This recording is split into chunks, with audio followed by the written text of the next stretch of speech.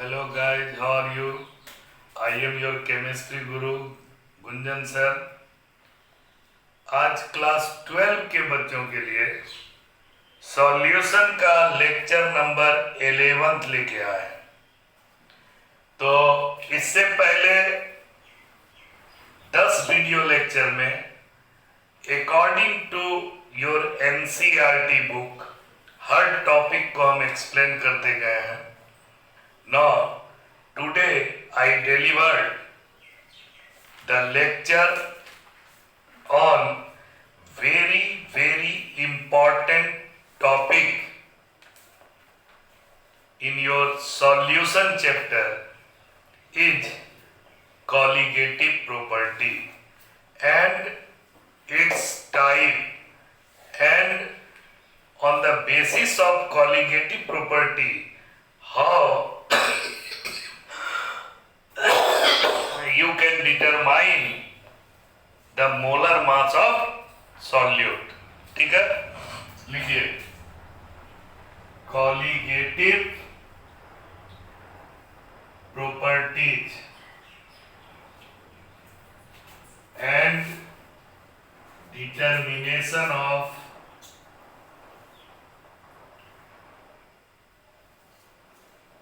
molar mass of solute। Determination of molar mass of solute।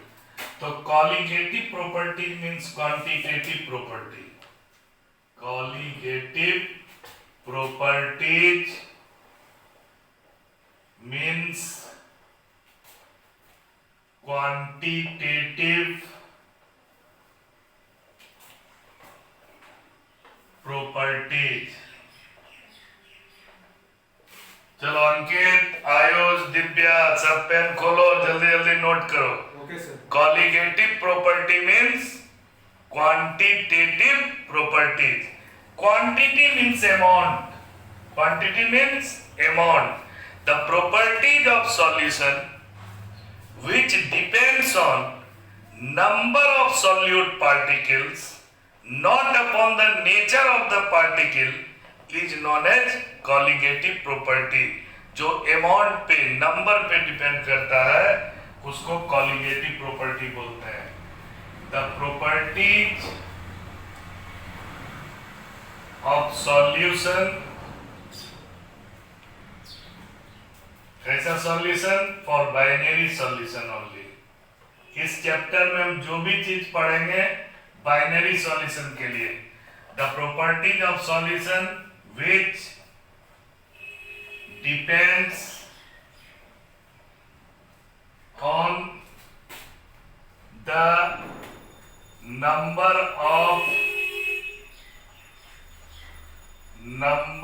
of solute particle,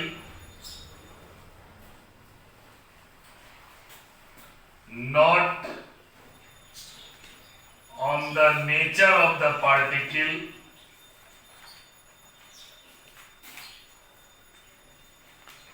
not on the nature of particles, is known as colligative properties। अब ये जो colligative property है, इस colligative property के बारे में कैसा binary solution बनाएंगे? The solution of non-volatile solute। कैसा सॉल्यूशन बनाएंगे? सॉल्वेंट में नॉन वोलाटाइल सॉल्यूट डालेंगे। नॉन वोलाटाइल सॉल्यूट डालने से वेपर प्रेशर घटेगा, ठीक है, और नॉन वोलाटाइल सब्सटेंस कभी भी वेपोराइज नहीं करेगा, सिर्फ सॉल्वेंट पार्टिकल वेपोराइज करेगा, सॉल्यूट का पार्टिकल वेपोराइज नहीं करेगा, ठीक है। तो द प्रॉपर्टीज ऑफ सॉल्यूशन, कैसा solution? Binary solution which depends on the number of solute particle, not on the nature of the particle, is known as colligative property। अब number of particle को express करते हैं मोल में, mole fraction में, molarity में। तो ये सब नंबर ऑफ पार्टिकल को एक्सप्रेस करने का सॉल्यूशन में एक यूनिट है।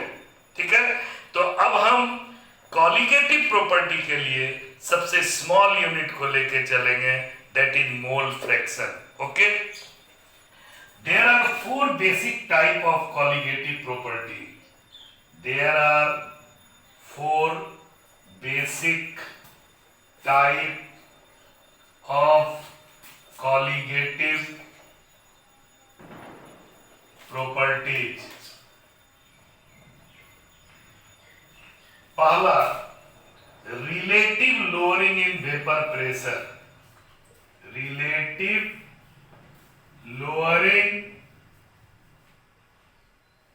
in vapor pressure। next, elevation in boiling point। elevation in boiling point। next, depression in freezing point।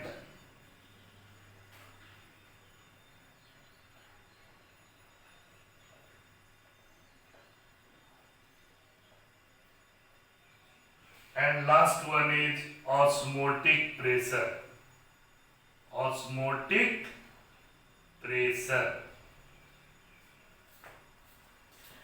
अब जितनी भी कॉलिगेटिव प्रॉपर्टी को पढ़ेंगे, हर कॉलिगेटिव प्रॉपर्टी से मोलर मास ऑफ सॉल्यूट को डिटरमाइन कैसे करेंगे, ये बिहार बोर्ड, सीबीएसई बोर्ड सबके लिए इंपॉर्टेंट है, इसलिए ध्यान से देखिए। ठीक है, अब पहला टाइप है relative lowering in vapour pressure.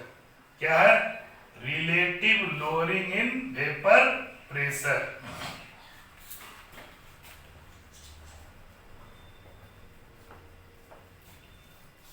Relative lowering in vapour pressure.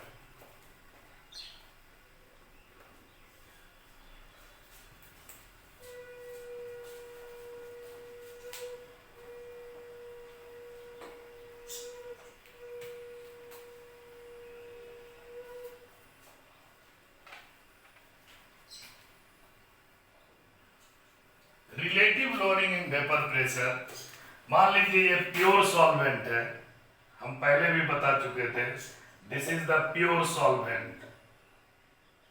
Pure solvent, ठीक है। अब इसका जो वेपर प्रेशर आया एक पर्टिकुलर टेम्परेचर पे, तो इसको हम लोग P01 से दिखाए, P01। और बार बार हम एक बात बताए हैं, component 1 is solvent, component 2 is solute. तो कंपोनेंट 1 यहां पे फिर लिख देते हैं, कंफ्यूज नहीं कीजिएगा। कंपोनेंट 1 सॉल्वेंट,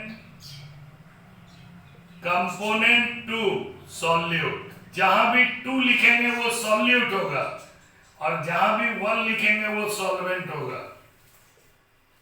तो प्योर सॉल्वेंट का जो वेपर प्रेशर आया P01।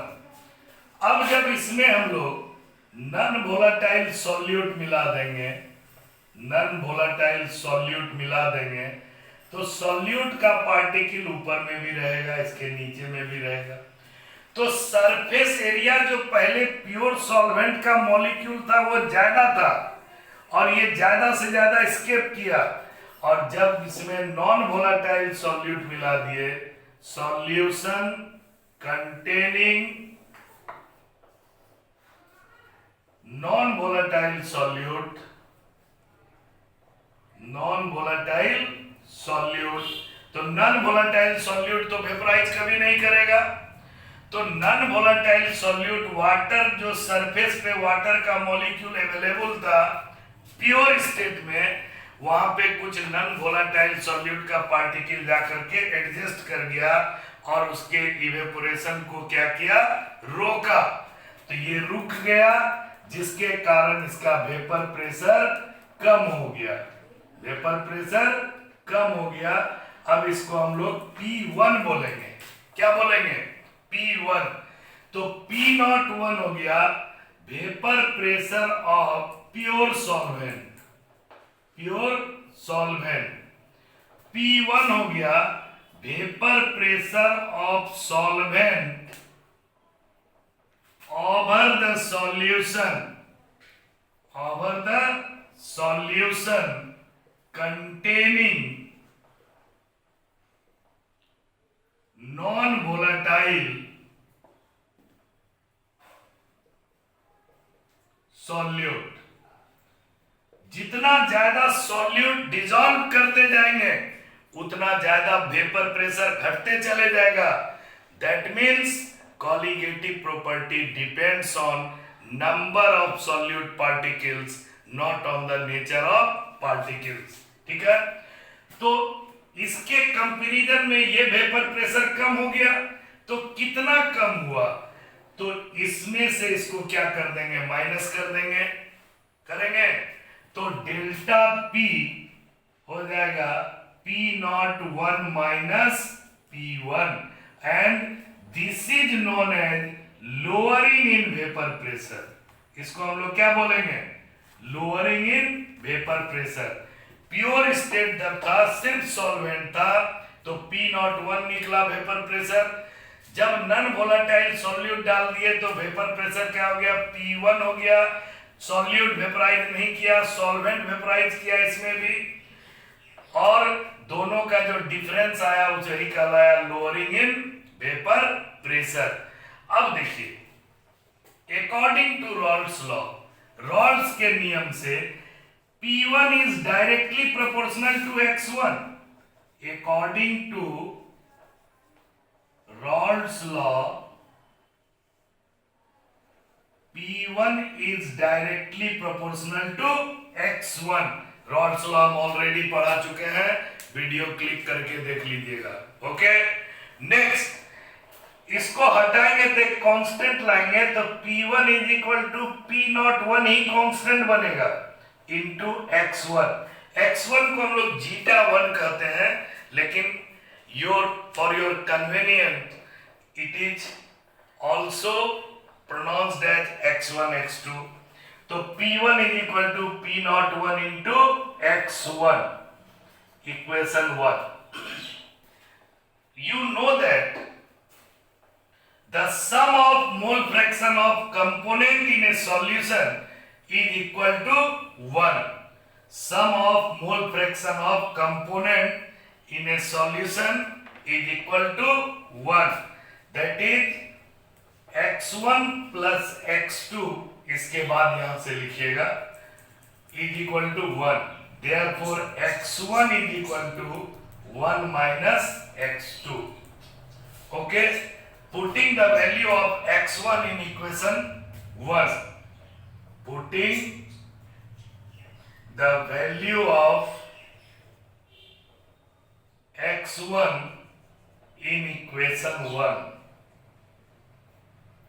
तो क्या हो जाएगा, P naught 1 is equal to P naught 1 minus x2। Okay, और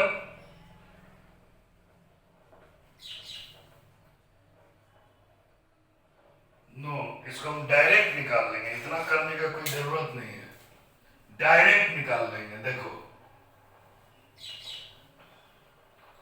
डायरेक्ट, तो अब इसके बाद you know that lowering in vapour pressure, lowering in vapour pressure equal to delta P equal to P naught 1 minus P1।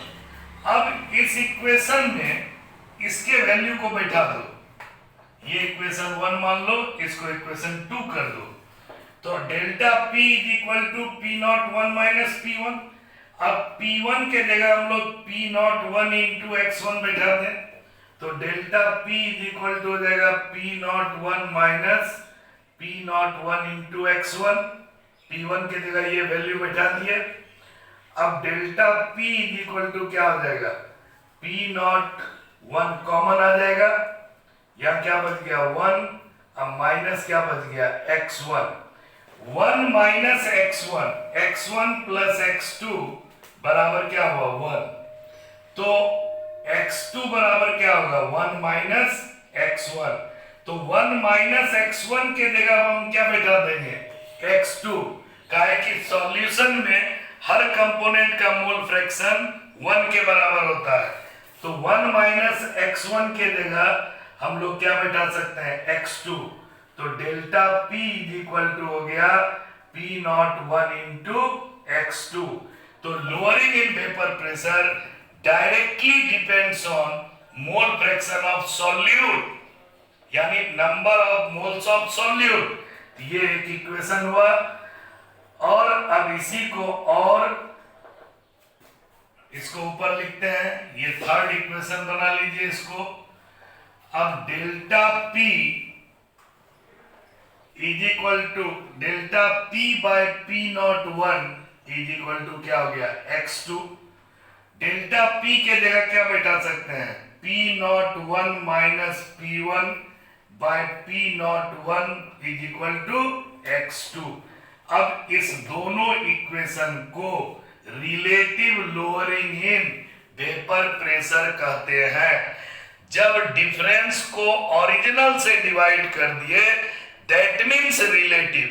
तो ये हो गया relative lowering in vapour pressure, relative lowering in vapour pressure. ठीक है। अब इससे molecular mass of solute को determine करना है।